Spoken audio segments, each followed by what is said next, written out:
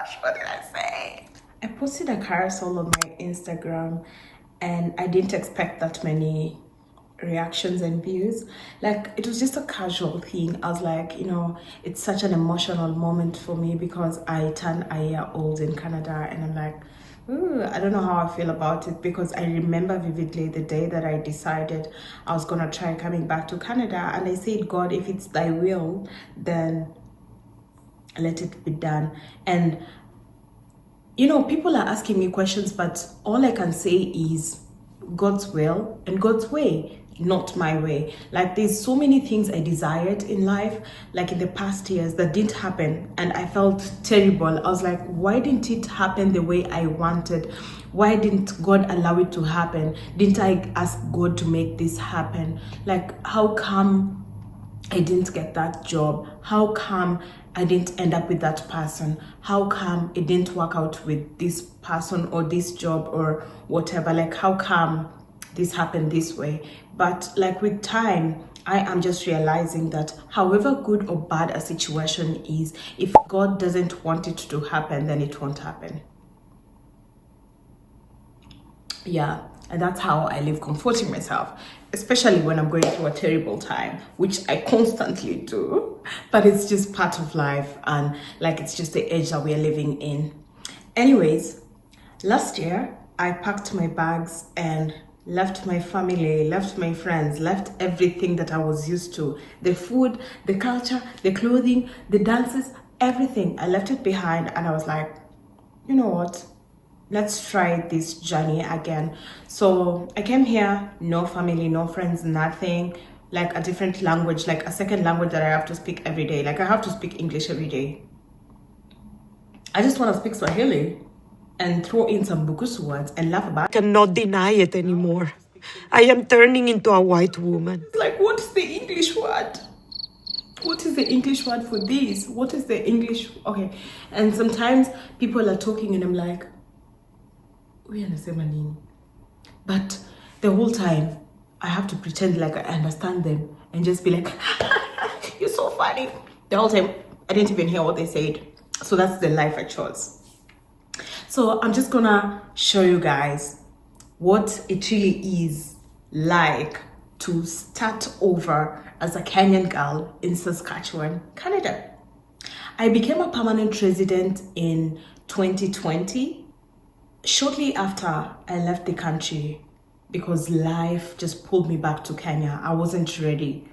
Like, I thought I had relocated, like I thought I had left everything then, but I hadn't, because I was only here for a few months and then I went back to Kenya. So I thought I was ready. I thought I was ready to leave everything behind and just be like, you know what, I found a new home. But maybe I wasn't, and clearly I wasn't. That wasn't just the time. That wasn't God's time.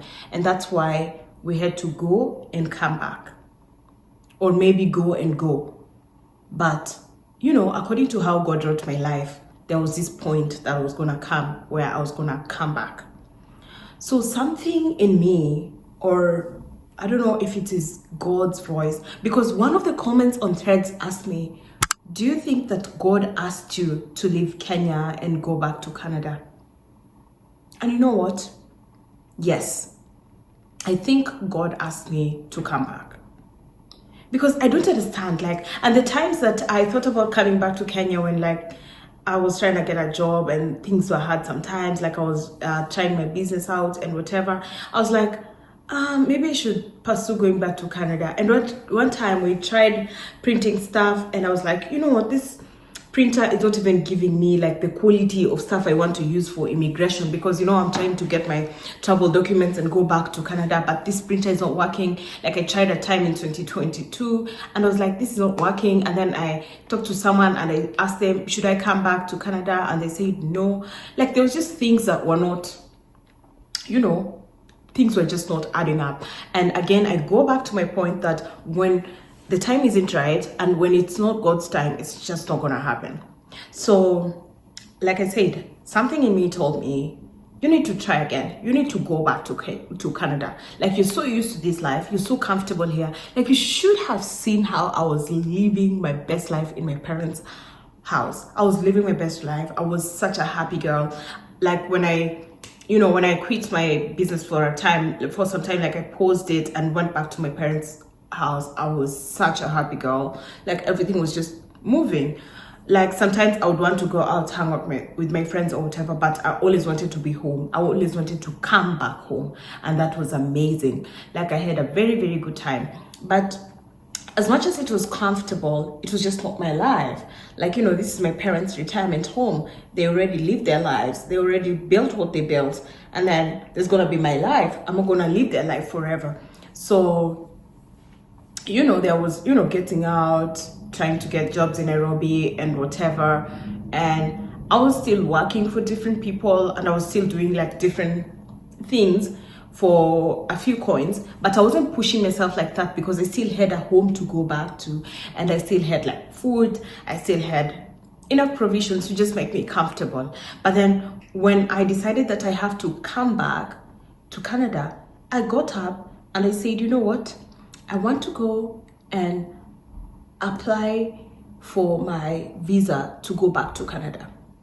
And I talked to a few friends, and I'm not gonna go into details, but I applied and I just forgot about it. And I was like, you know what, I'm gonna continue doing my life in Kenya until that time comes, if I will have to go back. And if I don't have to go back, then I just have to, you know, get used to living in Kenya and see how things go. But then December 15th, 2024, 2023, I got an email asking me to go collect my passport, and I went to the VFS. I don't know what that is. It like the visa office? Yeah, I went there and I was so nervous. I was like, okay, so I always don't know how to react to change, like say loss or a new job or a new place to live or new weather or whatever. Like my body doesn't, you know, adapt to it very fast. So I'm always shocked. Like when I was on the job going to that place to collect my visa, to collect my passport rather, I was just so tense. Like I was even afraid that we were gonna pass that place because, oh my goodness, I don't know what I was thinking. Like my head was blank at the time, and I was like, I don't know what to expect. I don't know what's gonna come, but let's see how it goes and how am I gonna behave when the result is good, and how am I gonna behave when the result is not what I was expecting. So I kept asking myself those questions, but you know, I just said, you know what, let's go and face it. I went and got there, and this lady was very rude. I don't know if she still works for VFS, but she's very rude. Like fair tone lady. Like it's always one lady, and like if you've been to the visa application center in the Nairobi offices at VFS, you probably have met that lady. She has a very interesting attitude. Like all the times I went there, like she was never friendly. I don't know why. Maybe because she's just stuck behind those windows helping people go to their dream destinations, and she can't. So anyways, I got there and she was like, this thing has been sitting here for over a month. We were about to discard it. Where have you been? How come you've never come to collect it? You know, I picked it up, and after opening it, this was December 16th, I think, or no, it was December 20 something, and the thing came on December 15th. So tell me how I was supposed to pick it a month earlier. Like, I don't understand why people always behave like that when you're serving people. Why can't you just be kind to people? Why can't you just be polite, especially when you get to interact with different people every day? But scrap that. So that's just a little story, because I'm always jumping to different stories when I'm telling one story. I was just supposed to tell you guys that I finally got my visa to come back to Canada, and I was like, let's go back. And I called my family and let them know. I called my uncle Bob and let him know, and I don't know how I was feeling. And then the friends that I was talking to at that time, I also told them about it, and we had a little celebration to, you know, that. And yeah, so fast forward to 2024, when it's time for me to come back here. I have packed my bags and I'm coming back here, and I came alone. I didn't have any plans. I didn't know where I was going. I tried talking to people who already lived in Canada. I honestly didn't know what was gonna happen. I was just like, I'm gonna try again. I don't have anyone that's gonna take care of me. I'm just by myself. It's just God. And this time, like, I used to talk to God so much, and I was like, God, you have to hold my hand. You have to be with me. I am by myself. Like, you, this is the prayer that I keep saying all the time. Like, okay, like, I can't do this by myself. Like, you have to do this for me. I was so nervous, like, throughout the trip, because I didn't have a plan. I didn't have a plot. I didn't know where I was gonna land. I didn't know what was gonna happen. The only thing I had was that suitcase. That's all I had. That's all I had. That suitcase and faith. And I was like, let's try. So, how has life been since? Because it's already been a year. Like, how time flies. You should have seen my fears when I first came here. Like, I was like such a, you know, I'm always a talkative girl. I'm a happy girl. And like, that's how I come off as, as if words like Kizungu to me wasn't any shinda. But that's how I appear. Like, I appear as a, you know, an extroverted girl. I think that's how I appear, but I am really just a girl. I'm so different from what people expect. And I've had some of my sister's friends be so afraid of even like interacting with me, because they're like, she seems like, you know, she's those social media girls, and she, you know, she's not gonna be so friendly. But they come home and they are super friendly, and they even become my friends more than they're my sister's friends, because my sister is quieter. Yeah. So anyways, how has life been? It's already been a year, and I already showed you guys like the things that have been happening.